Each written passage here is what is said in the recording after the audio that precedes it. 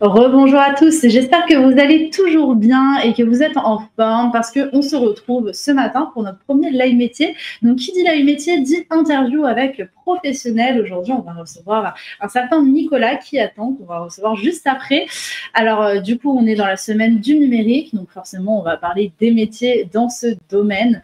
Donc vous allez découvrir avec moi son métier dans quelques instants. Est-ce que déjà je vais attendre que tout le monde se connecte tranquillement? Donc pour rappel, on a Cindy en modérateur, en modératrice, qui va pouvoir un petit peu répéter toutes les choses très importantes à retenir dans ce live métier. Donc voilà, donc pour ceux qui auront un rapport de stage à remplir, ou même pour ceux, de toute manière, c'est d'utilité publique, voudront avoir des informations, n'hésitez pas à noter tout ce que les modérateurs écrivent dans le chat et surtout à liker leurs commentaires pour qu'on puisse mieux les voir. Ça, c'est important. Donc, je vois des sur le chat. Vous avez tous dit la même chose, c'est très bien. Donc oui, comme Cindy le dit, on va avoir un live métier tout de suite. Je vous invite à voir ensemble le sommaire pour être sûr de bien tout comprendre sur ce qui va pouvoir être affiché. Le voilà qui s'affiche. Donc, on va commencer par voir en quoi consiste le métier de notre professionnel.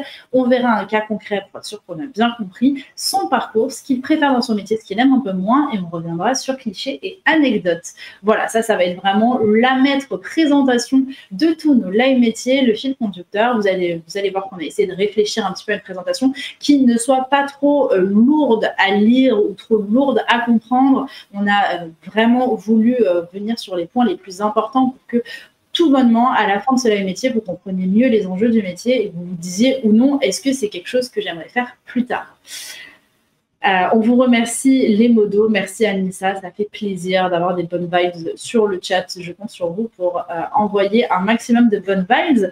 Et justement, parce qu'on reçoit dès à présent notre professionnel, il s'agit de Nicolas. Bonjour Nicolas, comment est-ce que tu vas? Bon, moi, je suis très heureuse de commencer cette semaine avec ton interview, du coup, mais je veux bien, pour faire tomber le suspense, que tu nous donnes l'intitulé de ton métier et nous expliques globalement en quoi ça consiste.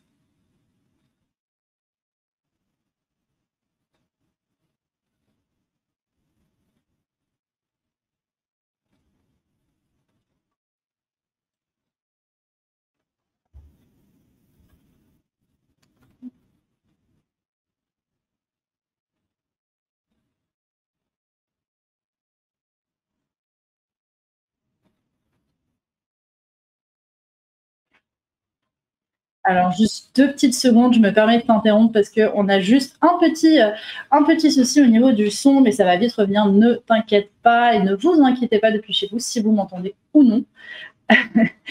Ça arrive, ça y est, on a le son à nouveau, c'est bon, tout se passe bien. Nicolas, je veux bien qu'on se reconnecte comme ça, ce sera bon que ton image revienne. Oh non, non, t'inquiète pas, tout va bien, ça y est, c'est bon, tout est bon. Donc, alors, c'était pendant l'explication de ton métier, comme quoi on voit les métiers du numérique, c'est pas si simple. Parfois, il peut y avoir des bugs et il faut les régler. Donc, alors, toi, tu travailles notamment dans le secteur de l'industrie dans le numérique. Donc, ça, on en a parlé rapidement lors de notre petite introduction avec Victor tout à l'heure. Pour ceux qui étaient déjà dans le chat, vous l'avez compris. C'est vrai que ce qui est génial avec le monde du numérique, c'est qu'on peut travailler dans plein de domaines variés et différents. Donc, qu'est-ce que tu vas faire dans le domaine de l'industrie? Donc, les logiciels qu'on développe pour l'industrie vont permettre à l'industrie de mieux comprendre leur propre chaîne de production, leur propre processus à travers l'utilisation de la donnée industrielle. Et donc, c'est là où nous, on intervient. On contextualise la donnée, on permet aux opérateurs, aux différentes personnes qui ont besoin de cette donnée pour faire des rapports, pour voir un peu ce qui rentre et ce qui sort de l'usine. On va utiliser ces données pour faire des tableaux de bord et de l'analyse. De l'analyse va permettre, là encore, de mieux comprendre et d'aller plus loin dans le procédé industriel. Ok, donc tu vas un petit peu traduire tout ce qui va être les données numériques pour les expliquer ensuite dans le domaine dans lequel tu travailles. Donc, alors, tu m'as parlé d'usines, ça va être des usines de quoi? Alors, à Optimistic, on est plutôt sur de l'industrie de process, donc de la transformation de matière. On prend la matière brute, on la transforme en autre chose. Ok. Voilà. D'accord, très bien. Bah, écoute, tu nous as partagé des photos, donc je te propose qu'on les regarde et comme ça, on va plonger clairement dans ton métier. Donc, première photo, est-ce que ce serait pas du code par hasard? Exactement, ça c'est ce sur quoi je travaille globalement, on appelle ça un environnement de développement.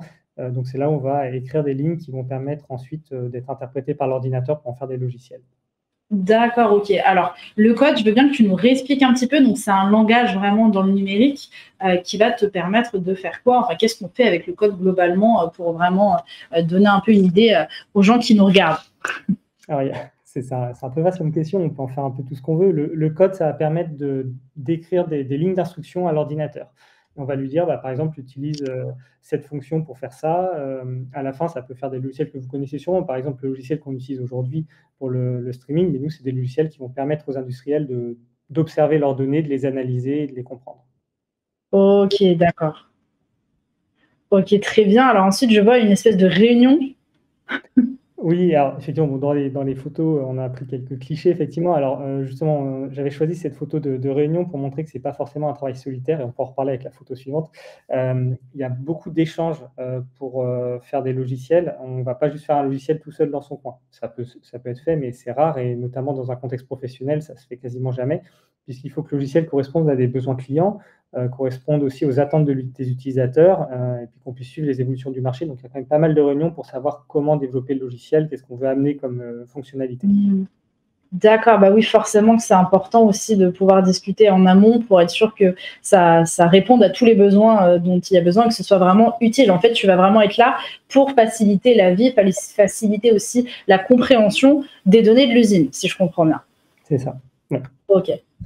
Et après, donc, je vois une autre image. Donc, ça veut dire que parfois, tu es amené à travailler seul, parce que je t'ai même pas demandé, est-ce que tu as un bureau? Est-ce que, au contraire, tu travailles depuis chez toi? Comment ça se passe? Oui, alors, justement, tu fais bien d'en parler. Effectivement, j'ai aussi mis cette image. Alors, elle est un peu déprimante, mais en fait, ça peut être aussi très sympa d'être seul. En fait, ce qui est intéressant avec les métiers de l'informatique, certains métiers, notamment le mien aujourd'hui, me permettent de télétravailler, donc de travailler depuis à distance. Ça n'empêche pas que je sois régulièrement dans nos bureaux à Optimistic, donc à Chambéry, pour ceux qui sont dans le coin. Mais voilà, je peux travailler souvent en me déplaçant à droite à gauche, qui permet aussi d'aller au contact des clients et de faire d'autres activités sur ma vie perso à côté. Ok, donc ça veut dire qu'avec ton métier, c'est possible de, je sais pas, décider d'aller vivre aux États-Unis. Tu pars aux États-Unis, mais tu peux toujours travailler avec la France.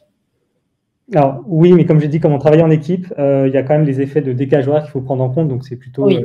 des déplacements assez proches finalement en France pour voilà, lier ma vie perso et ma vie pro.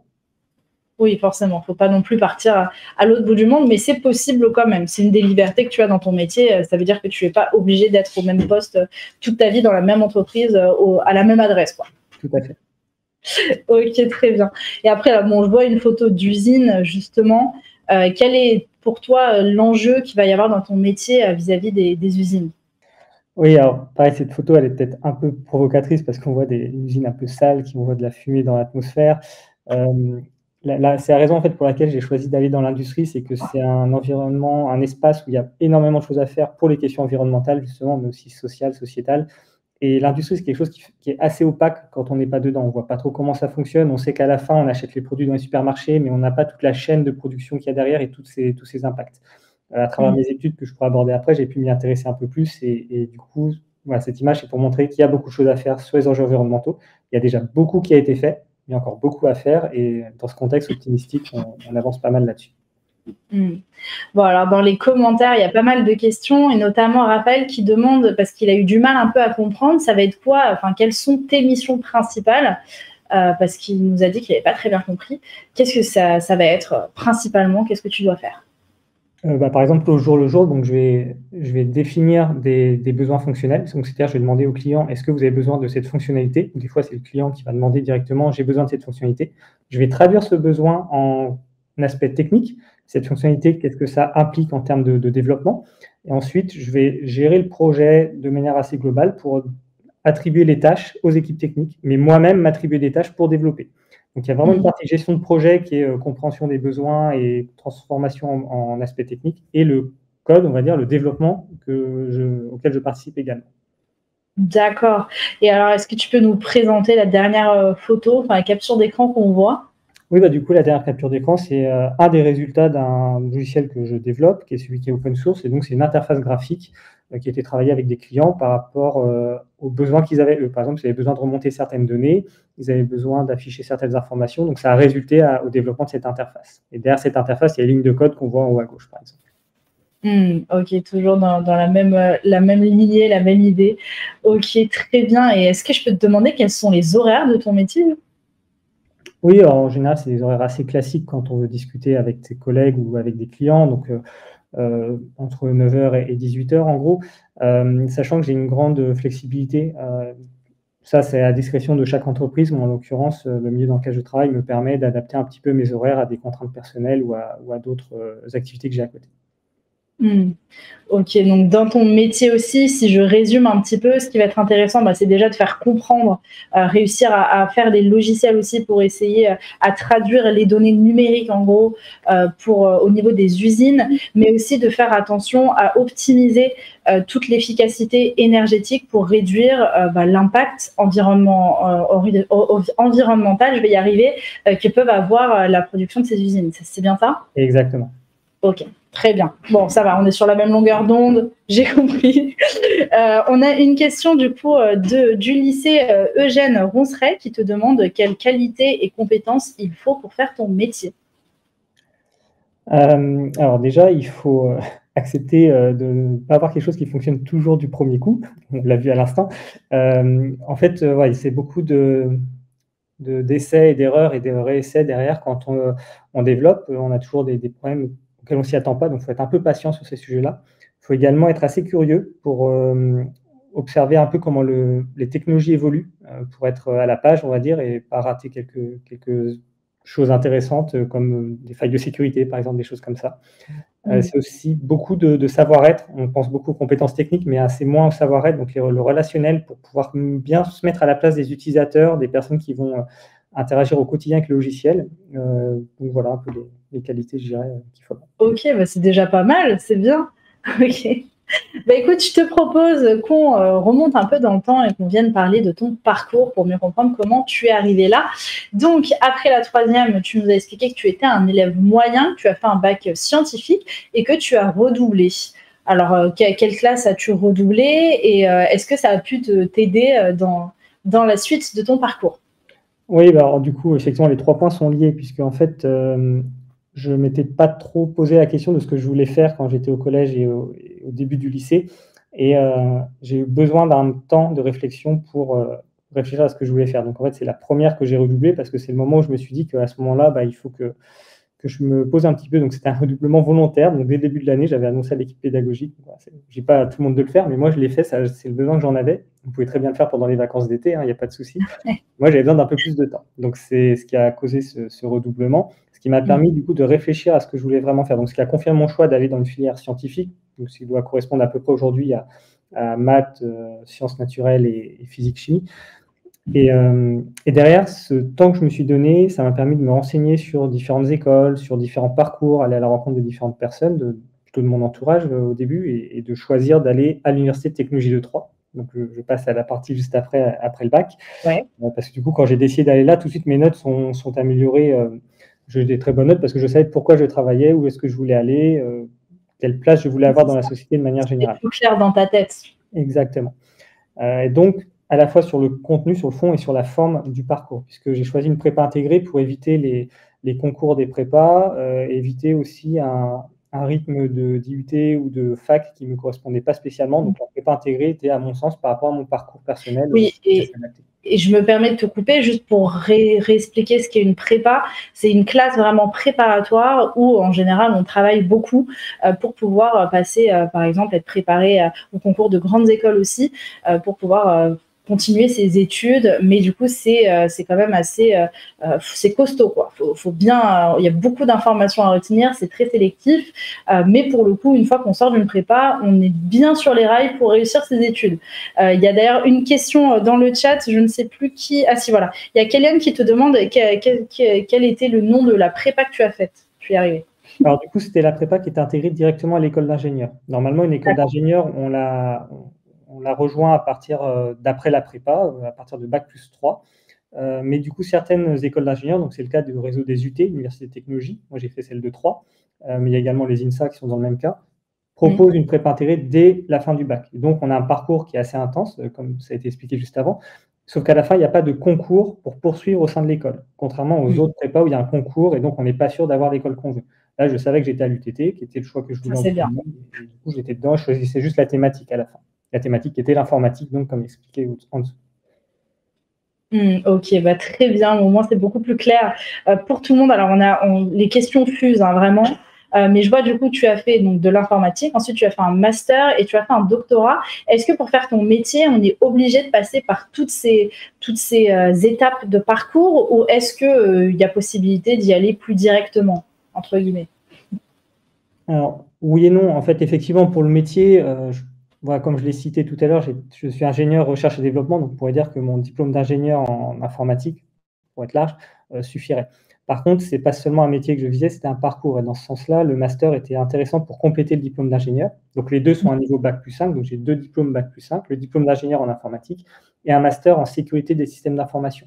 C'était intéressant pour moi de le compléter parce que du coup, le code que je fais aujourd'hui, les logiciels que je fais sont sécurisés par défaut parce que j'ai les bonnes pratiques de sécurité et de manière générale, une bonne pratique de la gestion de la sécurité en entreprise aussi.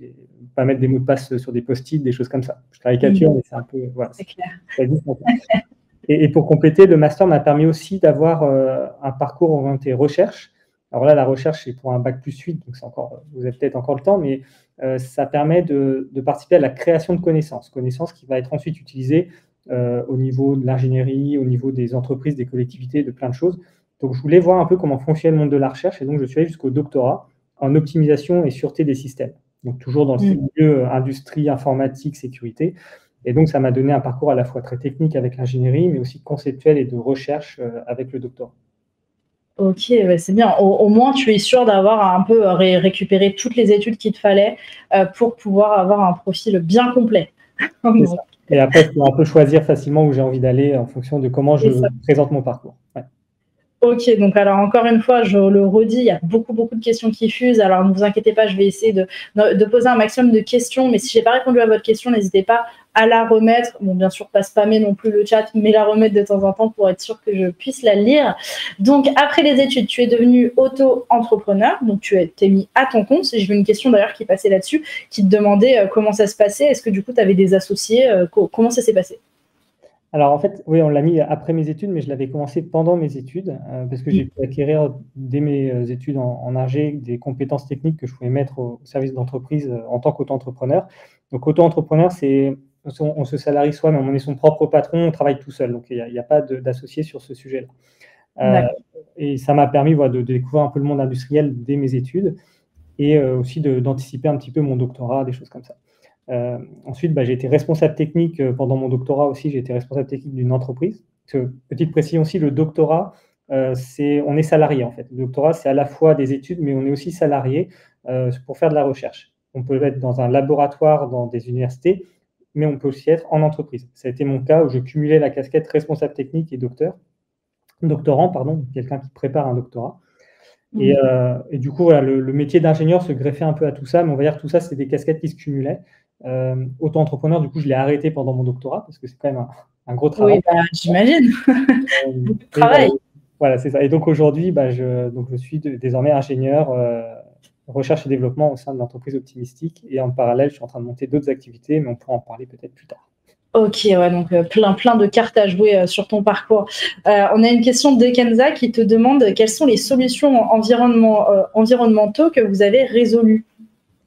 Alors, c'est assez complexe parce qu'on ne va pas forcément résoudre nous-mêmes un problème environnemental, on va participer à des pistes de solutions plus globales. Alors, ça fait un peu flou dit comme ça, mais par exemple, nous, on ne va pas installer un logiciel et dire c'est bon, l'usine, elle est propre.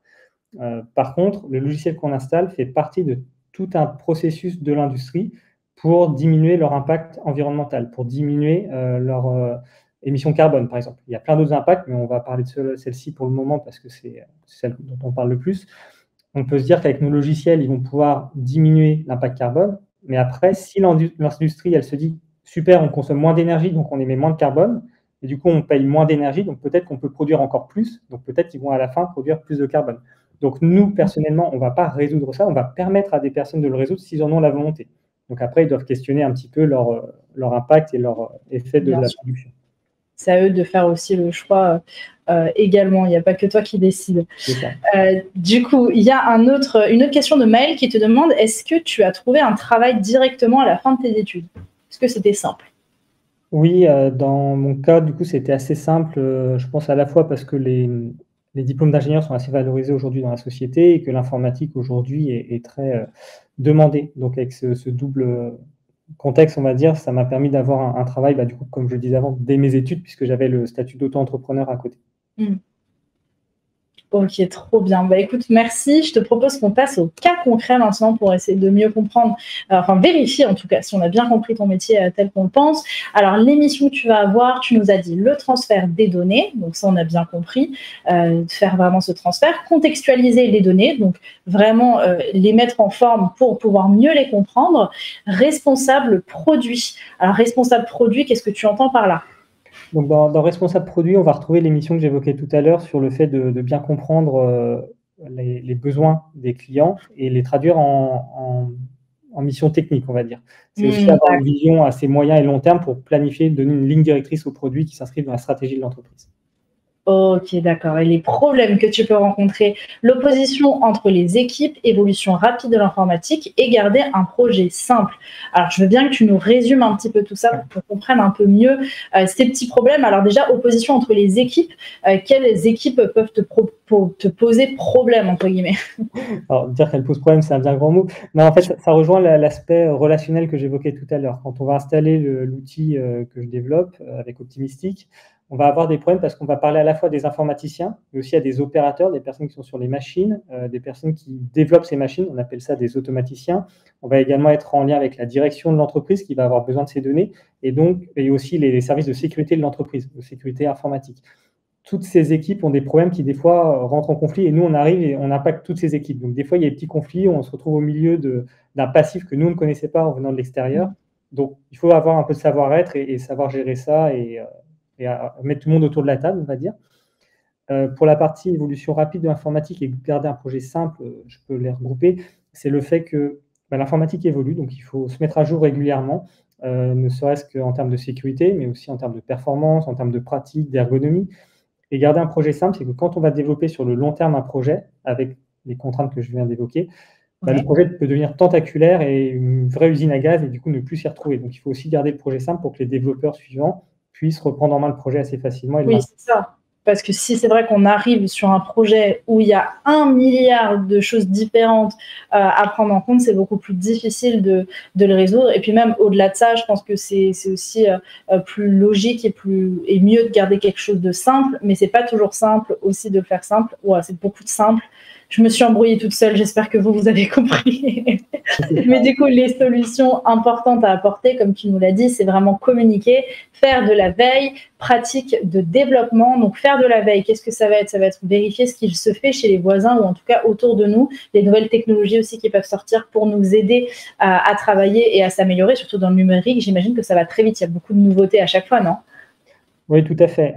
Ça avance pas mal. Donc, il y a des outils, par exemple, Twitter peut être utilisé pour faire de la veille, hein. On va s'abonner à des comptes liés aux personnes qui développent des technologies ou aux entreprises qui développent des technologies pour suivre un peu les actualités, directement dans des flux RSS, dans des mail lists, des choses comme ça pour suivre un peu ce qui se passe. Totalement. Et pratique de développement, qu'est-ce que tu entends par là en solution? Les pratiques de développement, c'est lié directement au fait de garder un projet simple. Il faut que le projet, par exemple, soit bien documenté, qu'il soit bien testé. Il y a tout un pan de l'informatique qui consiste à créer des tests pour tester le programme. Donc voilà, ça permet de garder le projet assez consolidé. C'est-à-dire que voilà, il y a une bonne maintenabilité sur la durée. D'accord. Alors, on a 2 questions qui reviennent énormément dans le chat. Alors, il y en a une, tu es libre d'y répondre comme tu l'entends, mais on te demande une fourchette de salaire à un débutant à ton poste. Est-ce que c'est possible d'avoir une idée ou est-ce que tu préfères passer la question? Non, on peut en parler parce qu'effectivement, c'est un point assez important. Ça va dépendre beaucoup, ça dépend toujours, ça dépend de la zone géographique déjà. En France, il y a quand même une séparation en région parisienne et en province, pour caricaturer, dans les grosses villes en général. On va avoir des salaires qui vont, en sortie d'études, être autour des les 30-35K, ça peut monter jusqu'à 30 000, 35 000 par an. Ça peut monter jusqu'à 40 000, 42 000 pour des très grosses entreprises. Mais du coup, ça va être des missions, des approches différentes, des contraintes différentes. En province, on va être un peu plus bas, on peut être un peu en dessous des 30 000, mais du coup, le coût de la vie étant différent, on peut s'y retrouver également. Il ne faut pas regarder que le salaire, il faut regarder le contexte, la charge de travail, de responsabilité, l'épanouissement personnel que vous avez avec ça. Mais voilà, selon où vous êtes en France, ça peut changer. D'accord, ok, bah merci en tout cas pour cette transparence et je laisse les modérateurs pour tout réécrire pour être sûr que vous ne loupez rien, donc n'hésitez pas à garder un œil dans le chat. Dans le chat aussi, on m'a beaucoup demandé ce que tu préfères et ce que tu aimes un peu moins dans ton métier et ça tombe bien, on a une slide spécialement pour ça. Donc dans ce que tu préfères, tu m'as dit la liberté et l'engagement de mes missions. Est-ce que tu veux rajouter quelque chose à ça? On va peut-être préciser, effectivement, la liberté, je l'ai évoqué tout à l'heure, c'est pouvoir m'organiser comme je veux. Donc, il y a l'aspect autonomie, mais aussi la confiance. Là, c'est aussi dans le contexte avec l'entreprise où je travaille, c'est la confiance qu'on me donne et qu'il y a entre collaborateurs, entre collègues. Et l'engagement de mes missions, c'est de savoir que je participe plus à la solution qu'au problème. Alors, c'est ce que je crois aujourd'hui, ça peut évoluer avec la recherche scientifique. Peut-être que tout ce que je fais est contre-productif, mais pour le moment, j'ai l'impression que ça va plutôt dans le bon sens et ça m'aide à aller de l'avant là-dessus. D'accord, bah oui, c'est important aussi d'avoir une tête neuve là-dessus. Donc, dans les choses que tu aimes le moins, tu as dit le manque de reconnaissance des petites structures et les problèmes de compatibilité. Donc, alors, le manque de reconnaissance des petites structures, ça veut dire quoi? Ça veut dire qu'on va plus... je te laisse me préciser un petit peu, parce que alors j'ai des idées, mais j'ai peur de dire des bêtises. Oui, c'est le fait qu'il y a beaucoup de petites entreprises en France qui représentent une grosse partie de l'emploi et de l'innovation, mais qui ne sont pas forcément reconnues ou invisibilisées par la présence des très grosses structures sur les salons, sur les médias, etc. C'est quelque chose qui est assez structurel, hein. C'est pas forcément juste on n'aime pas les petites structures, c'est que comme elles sont petites, on les voit moins, et du coup, par exemple, quelqu'un qui va dire qu'elle travaille au CNES, par exemple, au Centre national des études spatiales, tout de suite, on va dire waouh, c'est impressionnant et tout, alors qu'il y a des petites startups qui travaillent sur ces sujets-là et on va moins entendre parler. Donc, ça peut un peu démotiver et surtout, ça invisibilise aussi les petites structures dans les écoles parce que du coup, les personnes ne pensent pas à y aller. Donc, ça, c'est ce que j'aime un peu moins, mais du coup, dans mon cas personnel, c'est de moins en moins le cas parce que du coup, au niveau du marché, après, les grosses entreprises commencent à travailler avec nous, on commence à être reconnus. Donc, voilà, c'est juste, il faut avoir ça en tête. On n'est pas forcément très... C'était bien, merci beaucoup de le préciser. C'est vrai qu'on oublie, et c'est un peu ce qu'on va découvrir aussi tout au long de cette semaine, c'est qu'au-delà des structures, c'est aussi tous les métiers qu'on ne connaît pas et qu'on va essayer de découvrir avec notamment dans le domaine du numérique et par tous les secteurs qui sont concernés. Là, on voit par exemple pour toi, tu travailles aussi dans l'industrie. Personnellement, c'est vrai que quand je pense à numérique, j'aurais pas pensé à l'industrie tout de suite, alors que ça existe. Donc ça, c'est bien de les mettre un peu en lumière. Et comme tu le dis très bien, il y a les petites structures aussi, les petites entreprises dont on parle parfois pas forcément assez et pourtant qui font des choses formidables au quotidien. Donc, merci d'en parler. Et du coup, les problèmes de compatibilité, donc ça, c'est vis-à-vis de quoi? Alors ça, après, ça revient sur un sujet très technique. C'est que les logiciels qu'on développe, enfin surtout celui de transfert de données que je développe, il doit être compatible sur Windows, sur Linux, sur d'anciennes versions de Windows. Et ça, c'est un problème qui est lié à l'informatique en général. Et c'est quelque chose qui peut être un peu frustrant au bout d'un moment quand quelqu'un dit « Ah, mais sur ma machine, ça ne marche pas ». Donc ça, c'est une grosse frustration, mais c'est aussi lié à une forme d'obsolescence naturelle de l'informatique qui évolue et que nous, on doit aussi suivre à la fois les nouvelles versions et garder une compatibilité avec les anciennes. Est-ce que c'est pas stressant, du coup, ce métier aussi? Parce que du coup, comme on disait, il y a de la veille à faire, donc vérifier d'être toujours un peu à jour dans tout. Ou au contraire, est-ce que c'est stimulant? Alors, c'est un mélange des deux, je dirais. Je dirais que c'est stimulant parce que dans un sens, ça permet aussi de comprendre aussi pourquoi la personne en face est avec des logiciels assez vétustes, on va dire, un peu obsolètes. Et il y a des contraintes aussi financières qui rentrent en jeu, des contraintes de temps. Et donc, c'est assez enrichissant de comprendre tout ça. Et en fait, les personnes en face qui sont avec des vieux logiciels, des vieux Windows, des vieux Linux, ont conscience de ça et eux, ils souhaitent que ça marche. Donc, en fait, c'est pas trop stressant quand en face, on a des personnes finalement qui disent bah, ok, là ça marche pas, il y a un bug, ça fait rien, on se remet autour de la table, on essaye de faire en sorte que ça marche. Quand on a ce contexte, il n'y a pas de souci. En général, dans les équipes techniques, on a tous conscience de ces problèmes-là, donc il n'y a pas de souci. Ouais. En général, quand on discute avec des personnes qui n'ont pas conscience de ces problèmes et qui ne savent pas pourquoi ça ne marche pas, ou là, ça peut prendre un peu plus de temps. Ça, j'imagine. Ok, très bien. Bah, écoute, merci pour ton honnêteté sur cette slide. On va passer à la dernière slide et puis on répondra bien évidemment à tous vos commentaires. Et d'ailleurs, j'en profite pour dire, on est déjà à plus de 800 messages postés sur le chat, sachant qu'on est ensemble en live depuis à peine 40 minutes. Je trouve ça quand même pas mal. Je sais pas toi, mais c'est quand même bien, hein. Voilà, il y a de l'activité. C'est ça. Donc, tu nous as dit en cliché anecdote, on pense que je suis un geek derrière mon écran alors que j'organise aussi des aventures en plein air. Alors on en a parlé, je suis un petit peu spoilée, je vous avoue, parce qu'on a fait le coaching ensemble et j'ai trouvé ça juste génial. Donc, je te laisse raconter cette anecdote, je trouve ça trop bien. Oui, en fait, paradoxalement, c'est lié à ce que j'évoquais avant, que le numérique, on l'utilise beaucoup, on a tendance à en dépendre énormément du numérique. Moi, mes activités de recherche, elles questionnent aussi cet usage de la technologie. Est-ce qu'on a vraiment besoin de la technologie tout le temps? Est-ce qu'on peut s'en passer? Est-ce que c'est un soutien ou une dépendance? Et donc, j'organise des petites aventures en autostop sur des territoires français pour le moment, mais aussi à l'étranger, où je fais participer des personnes qui vont partir sans téléphone, sans ordinateur, sans Internet, devoir dormir chez l'habitant, répondre à des challenges, et je les accompagne aussi pour filmer ces aventures. Et ça permet de questionner ce rapport à la fois à la technologie numérique, mais à la technologie aussi au sens large. Est-ce qu'on a vraiment besoin d'une voiture? Est-ce qu'on a vraiment besoin d'acheter plein de choses, ou est-ce qu'on ne peut pas juste se déplacer avec un petit sac à dos?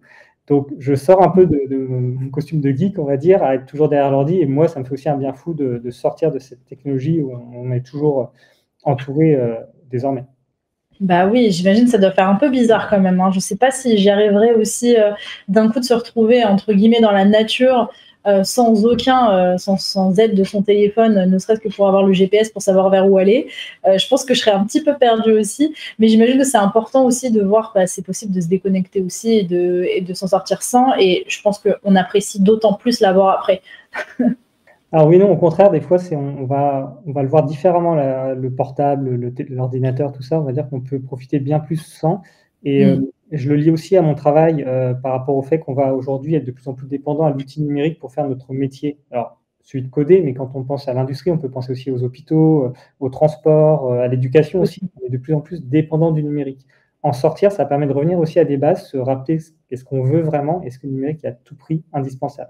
Et ça rejoint les enjeux environnementaux. À partir de là, est-ce qu'il y a des choses dont on pourrait se passer, dont on pourrait renoncer pour justement être encore plus heureux dans notre vie, dans notre relation aux autres et la découverte de l'inconnu des territoires. Voilà, ça part sur plein de sujets, mais l'informatique est inclue dans tout ce contexte sociétal finalement dans lequel on baigne. Bah, tu vois, il faut que tu refasses un live métier avec nous. Comme ça, on parlera encore plus du sujet. Il y a encore énormément de choses à parler. Du coup, alors on a des questions sur le chat. Je te propose qu'on y réponde un petit peu avec le temps qui nous reste. On a Destiny qui te demande, qui dit, il a montré son parcours, mais est-ce qu'il a dit les diplômes nécessaires? Donc, on en a parlé un petit peu tout à l'heure. Moi, je te demandais si effectivement on était obligé de faire un master derrière pour faire ton métier. Tu m'as dit que pas forcément, mais que ça pouvait quand même aider. Est-ce qu'il y a quand même des diplômes nécessaires pour faire ton métier? Alors, ça va dépendre. Par exemple, je connais une entreprise un peu similaire qui est dans l'innovation, dans l'informatique, qui ne va pas regarder les diplômes du tout, mais regarder ce que la personne a déjà fait. Je vais caricaturer, mais du coup, vous pouvez n'avoir aucun diplôme, avoir été autodidacte sur Internet, avoir appris l'informatique ou de la bibliothèque, peu importe, et avoir créé différents projets. Et ces personnes vont vous recruter sur les projets que vous avez créés. Trop bien. Donc voilà, le diplôme n'est pas obligatoire, mais par contre, pour atteindre certaines entreprises, certaines structures, certains niveaux de vie, peut-être parfois aussi, le diplôme peut aider parce qu'il y a des grilles de salaire, il y a des décisions des responsables ressources humaines qui, ne jurent que par les diplômes. Donc le diplôme peut aider en légitimité. Je peux peut-être aussi compléter sur un autre point, c'est que j'ai dit que j'avais fait un doctorat, ce qui me permet aujourd'hui d'avoir une légitimité pour aborder des sujets, notamment dans l'enseignement, parce que du coup j'enseigne également dans les universités. Donc certains diplômes sont effectivement importants pour avoir une forme de légitimité auprès des personnes en face, mais après pour faire de l'informatique ou d'autres activités, des fois c'est juste les compétences qui sont demandées. Bien sûr, donc ça c'est bien, ça nous aide sur votre temps personnel ou sur vos loisirs, ça peut aussi énormément vous aider plus tard dans la vie, donc n'oubliez pas d'être curieux, d'aller regarder un petit peu ce qui vous intéresse, parce que parfois ça peut vous ouvrir des portes que vous n'espériez même pas. Donc on a une question aussi de Amir qui te dit, as-tu pour idée de changer de métier mais de rester dans le même domaine? Oui, oui, tout à fait. Bah, en fait, là, je questionne quotidiennement mon métier. Comme je l'évoquais tout à l'heure, le jour où mon métier, je me rends compte qu'il ne fait plus partie de la solution et qu'il fait partie du problème, bah, je quitterai tout de suite mon métier. Je ne souhaite pas Ouais. forcément faire un métier qui participe à l'effondrement de la société. Donc aujourd'hui, j'ai l'impression plutôt de participer à la transition environnementale et sociale, donc ça m'intéresse, mais le jour où j'en suis à l'opposé, même si je gagne très, très bien ma vie, bah, je partirai du jour au lendemain. Les employeurs en ont conscience, donc oui, je l'envisage. Et donc après, où j'irai, ça peut être dans le même domaine, l'informatique, mais vous l'avez compris à travers les échanges, j'ai plusieurs casquettes, donc je sais que je pourrais aussi m'orienter plus vers l'enseignement, vers les aventures en stop, vers l'audiovisuel, vers plein de choses finalement. Mmh. OK, bah, trop bien, ça c'est cool. En tout cas, ça donne envie quand on t'entend. Bon, dernière question, il y a Enzo qui te dit: «Quels étaient, ses centres d'intérêt au lycée et est-ce que cela l'a influencé dans son orientation?» Est-ce qu'il y a des matières qui t'ont plus percuté que d'autres? Oui, bah, j'étais assez intéressé par partout, au collège et lycée, je lisais beaucoup, alors quand je dis on lit beaucoup, alors c'est des livres, des romans, mais aussi des mangas, des choses comme ça qui m'inspiraient, qui me Mmh. faisaient voir un peu le monde, qui me donnaient envie de voyager, donc j'avais des centres d'intérêt, on va dire assez classiques finalement. J'ai aussi une appétence assez forte pour la science-fiction. C'est peut-être aussi ça qui m'a poussé à aller vers la technologie, au début, et cette même science-fiction qui est en train d'évoluer, elle approche de plus en plus de questions sociales, et donc aujourd'hui je m'intéresse aussi de plus en plus aux questions sociales et avec la Mmh. sociologie notamment. Donc ouais, mes centres d'intérêt m'ont orienté effectivement, je pense, à travers les imaginaires. Trop bien. Bah, écoute, merci beaucoup. Est-ce que tu aurais un dernier message à faire passer aux jeunes qui nous regardent avant qu'on clôture ce premier live métier? Oui, en dernier message, c'est peut-être les questions que je viens d'avoir qui m'ont inspiré. C'est, finalement, le diplôme importe peu si ça s'inscrit dans un parcours. Si vous voulez à tout prix un métier, il vous faudra un diplôme effectivement, mais pensez pas forcément au métier, pensez plutôt au parcours de votre vie, dans quoi le métier va s'inscrire. Le métier, ça représente, à peu près un tiers de votre vie pendant que vous travaillez. C'est important de choisir pour qu'il soit en accord avec vos valeurs, avec les enjeux sociaux et sociétaux, et que vous en soyez fiers. Donc, pensez d'abord à votre parcours avant de juste un diplôme pour un diplôme. Et par contre, le diplôme, lui, au-delà du diplôme, c'est une formation qui vous met dans un contexte, dans une effervescence intellectuelle, et avec des associations étudiantes également. Donc, pensez également à tout ce contexte. N'allez pas juste chercher un diplôme pour un salaire. Pensez vraiment à tous l'épanouissement que vous pouvez avoir dans votre vie, dans votre formation et la vie professionnelle. Bah, ça, c'est une bonne phrase, je pense, à retenir. Bon, il y a encore quelques toutes petites questions qu'on va peut-être pouvoir y répondre très, très vite. Il nous reste vraiment 3 petites minutes. Mais du coup, il y a Lucas qui te demande combien est-ce que tu as fait de stages? Donc, combien j'ai fait de stages? Mon tout premier stage, moi, je l'ai fait en quatrième, parce qu'à l'époque, c'était en quatrième. J'avais fait un stage avec les géomètres, et après, c'est des stages en entreprise, donc plutôt des stages ingénieurs. Pardon, j'ai oublié aussi, donc un mois de stage en ouvrier pendant ma prépa intégrée, et ensuite deux fois Mmh. 6 mois de stage d'ingénieur. OK. OK, d'accord et bon, après Destiny qui te demande: «Est-ce que tu étais, inspiré et curieux quand tu étais au lycée?» Oui, après, c'est une curiosité qui ne va pas forcément se manifester par des grosses questions en cours. C'est plus une curiosité que j'entretenais sur mon temps personnel, en regardant certains documentaires, certains films, certaines séries étrangères, en m'intéressant aussi aux autres. Donc la curiosité, c'est aussi beaucoup s'intéresser aux autres d'ailleurs, et c'est là où on en apprend le plus d'ailleurs. Donc ouais, c'est la forme de curiosité que j'avais. Trop bien et enfin, il y a Kenza qui te demande: «Est-ce que tu as fait de l'alternance au cours de tes études?» Non, j'aurais pu le faire, mais c'est quelque chose qui m'a jamais trop attiré. Alors on peut dire que je l'ai OK, fait à ma façon en étant auto-entrepreneur à côté, mais formellement, j'ai pas fait d'alternance. d'accord et est-ce que tu prends des stagiaires, d'ailleurs? Oui, là, on a une stagiaire en ce moment. On en prend, 1 ou 2 de temps en temps, 1 ou une stagiaire de temps en temps. C'est assez rare. On essaie d'en avoir une par an à peu près. Enfin, ça dépend des sujets évidemment. D'accord. Bah, écoute, merci beaucoup Nicolas. Moi, j'ai appris, pas mal de choses. Je pense que je suis pas la seule vu les commentaires. Ça fait plaisir et puis, ah bah, tiens, juste une dernière question qui me semble important. Jade qui te demande: «Qu'est-ce qui t'a donné envie de faire ce métier au final?» Alors, encore une fois, c'est pas tant le métier, mais c'est le parcours que j'ai créé autour de ma vie. Comme je disais, il y a le métier, mais à côté, il y a les enseignements que je donne et mon engagement associatif, et en fait, c'est l'envie de participer à une solution plus qu'à un problème. On n'est pas juste de simples consommateurs dans la vie, on a un impact sur la société. J'ai cherché un Mmh. métier où je peux avoir un impact, et comme je connaissais peu l'industrie, je me suis dit: «Bah, je vais aller voir ce qu'il y a là-dedans parce que ça a l'air d'être un un peu au centre de notre société aujourd'hui». Donc voilà, c'est Mmh. ça qui m'a motivé à aller sur ce parcours-là et à essayer de m'engager pour une société qui soit un peu plus égalitaire, soutenable et durable. Ok, bah écoute, un bon parcours bien inspirant. Donc, merci encore, Nicolas, pour avoir laissé un petit peu de ton temps et de répondre un peu à toutes nos questions. Merci beaucoup. Et puis, merci à vous pour vos commentaires dans le chat. Je les ai vus passer. Pour certains, j'ai pas pu y répondre, mais on a quand même bien balayé le métier de Nicolas et on a répondu à un maximum de choses. Donc, on se retrouve juste après pour le petit débrief. On va faire une petite synthèse. On reprend du coup à 12h10 pour vraiment décortiquer un peu le live métier qu'on vient de vivre et aussi ce qu'on a pu faire dans la matinée. Ce sera les synthèses, ce sera vraiment le moment où on va tous revenir sur ce qu'on a vu dans la matinée et dans les après-midi et être sûr de bien tout noter pour pouvoir avoir une bonne note à son rapport de stage pour ceux qui en auront à faire. Il y a une pluie de merci dans les commentaires. Merci beaucoup pour les informations. Merci Nico, même, bah dis donc, on te donne même des surnoms, c'est déjà bien. Donc voilà, mais j'espère que tu as passé un bon moment, Nicolas. Ouais, parfait. Bah, du coup, désolé de ne pas avoir pu répondre à toutes les questions. Après, je suis assez joignable hein, sur les réseaux sociaux, LinkedIn et compagnie. Donc, s'il y a des curieux, n'hésitez pas à me trouver sur Internet. Je pourrais répondre davantage. Génial. Trop bien, on verra les bons enquêteurs en tout cas qui arriveront à retrouver ton profil LinkedIn. N'hésitez pas à le contacter si ça vous intéresse. Et puis bah, à très bientôt Nicolas. Et moi je vous dis à tout de suite pour la synthèse. Merci, à bientôt.